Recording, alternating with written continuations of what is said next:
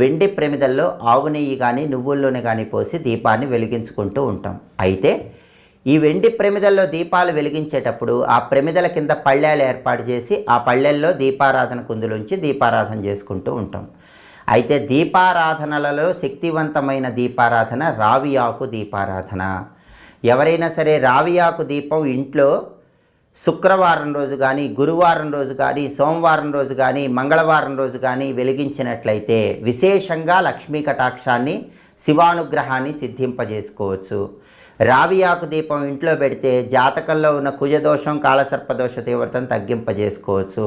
పిల్లలు చెప్పిన మాట వినకుండా మొండితనంగా ప్రవర్తిస్తున్నప్పుడు పిల్లలు చెప్పిన మాట వినటానికి కూడా రావి ఆకు దీపం సహకరిస్తుంది.